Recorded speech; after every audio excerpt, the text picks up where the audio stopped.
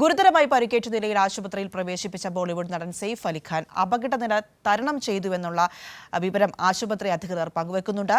3 ദിവസത്തിന് ശേഷം നടനെ ഡിസ്ചാർജ് ചെയ്യാനാകുമെന്നാണ് ഇപ്പോൾ നിഗമനം ഉള്ളത്. ഇതിന്റെ വിശദാംശങ്ങളുമായി പ്രേംലാലാണ് മുംബൈയിൽ നിന്നും ചേരുന്നത്. Premlal, good morning.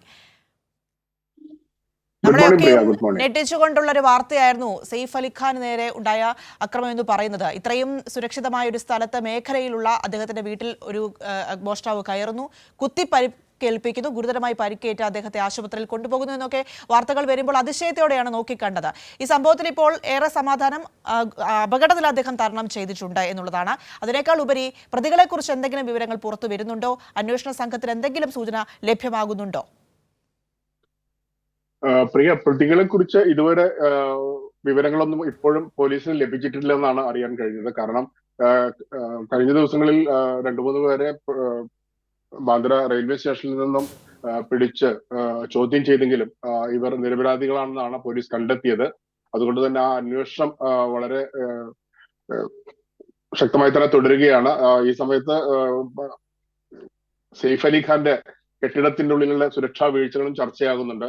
എന്തായാലും സെയ്ഫ് അലി ഖാന്റെ ആരോഗ്യനില വളരെ മെച്ചപ്പെട്ടു വരികയാണ്. നമ്മുടെ തീവ്ര പരിചരണ വിഭാഗത്തിൽ നിന്നും സ്പെഷ്യൽ മുറിയിലേക്ക് മാറ്റിയിട്ടുണ്ട്. അദ്ദേഹത്തിന് ഇപ്പോൾ നടക്കാൻ സാധിക്കുന്നുണ്ട്. മറ്റു പ്രശ്നങ്ങളോ അമിതമായ വേദനയോ ഇല്ലെന്നാണ് ആശുപത്രി അധികൃതർ പറഞ്ഞത്.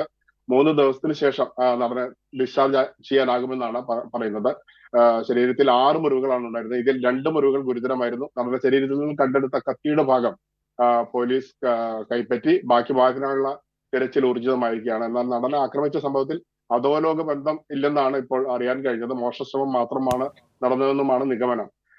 അതേസമയം ഈ കേസിലെ പ്രധാന പ്രതിക്ക് വേണ്ടിയുള്ള തെരച്ചിലാണ് ഇപ്പോൾ ഊർജിതമായി നടക്കുന്നത്. കസ്റ്റഡിയിലെടുത്ത് ചോദ്യം ചെയ്തവരെല്ലാം നിരപരാധികളാണെന്നാണ് പോലീസ് കണ്ടെത്തിയത്. CCTV-യിൽ കണ്ട ദൃശ്യങ്ങളുമായി സാമ്യമുള്ള വ്യക്തിയെയാണ് കഴിഞ്ഞ ദിവസം ബാന്ദ്ര റെയിൽവേ സ്റ്റേഷനിൽ നിന്നും പിടിച്ചതും ചോദ്യം ചെയ്തതും. ഇയാൾക്ക് സംഭവത്തിൽ പങ്കില്ലെന്ന് തെളിഞ്ഞതോടെയാണ് വിട്ടയച്ചത്.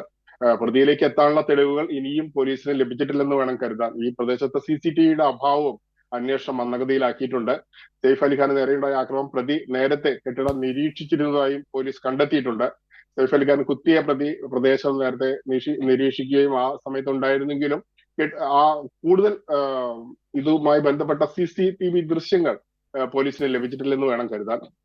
ബാന്ദ്ര വെസ്റ്റിലെ വളരെ ഒരു ആഡംബര സമുച്ചയത്തിലാണ് അദ്ദേഹം താമസിച്ചിരുന്നത്. ഒരു ഡ്യൂപ്ലക്സ്, 4 നിലകളുള്ള ഡ്യൂപ്ലക്സിലാണ് സെയ്ഫും കുടുംബവും താമസിച്ചിരുന്നത്.